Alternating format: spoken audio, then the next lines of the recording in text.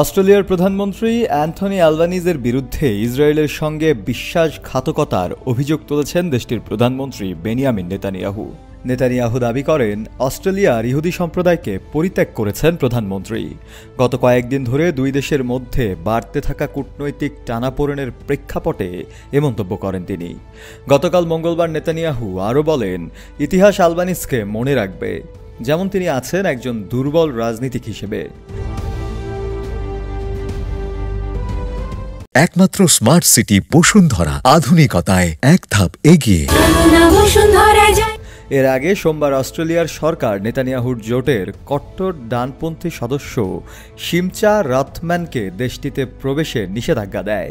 এর প্রতিক্রিয়া ইসরায়েল ফিলিস্তিনি কর্তৃপক্ষের জন্য নিযুক্ত অস্ট্রেলীয় প্রতিনিধিদের ভিসা বাতিল করে। অস্ট্রেলিয়ার অভিবাসন মন্ত্রী টনি বার্ক এ বিষয়ে বলেন, নেতানিয়াহু আসলে ক্ষোভ প্রকাশ করেছেন, কারণ ক্যানবেরা সম্প্রতি যুক্তরাজ্য, ফ্রান্স ও কানাডার সঙ্গে ফিলিস্তিন রাষ্ট্রকে স্বীকৃতি দেওয়ার ঘোষণা দিয়েছে।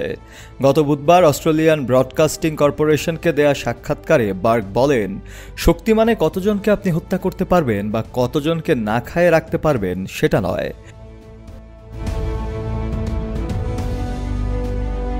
এদিকে ইসরায়েলের বিরোধী দলীয় নেতা ইয়ার লাপিদ নেতানিয়াহুর মন্তব্যের কড়া সমালোচনা করেছেন। তিনি সামাজিক যোগাযোগ মাধ্যম এক্সে লিখেছেন, নেতানিয়াহুর সঙ্গে মুখোমুখি হওয়া আজকের গণতান্ত্রিক বিশ্বে একজন নেতাকে সবচেয়ে বেশি শক্তিশালী করে তোলে। তিনি পশ্চিমা বিশ্বের সবচেয়ে বিষাক্ত রাজনীতিবিদ। তিনি আরও লেখেন, নেতানিয়াহু কেন তাড়াহুড়ো করে অস্ট্রেলিয়ার প্রধানমন্ত্রীকে এ ধরনের উপহার দিচ্ছেন তা স্পষ্ট নয়। অস্ট্রেলিয়া ইসরায়েল কূটনৈতিক টানাপোড়েনের সূচনা সোমবার, যখন রথম্যানের অস্ট্রেলিয়া সফরের আগে দেশটির সরকার তার ভিসা বাতিল করে। স্থানীয় গণমাধ্যমে টনি বার্ক জানান, সরকার বিভেদ সৃষ্টিকারীদের ব্যাপারে কঠোর অবস্থানে রয়েছে।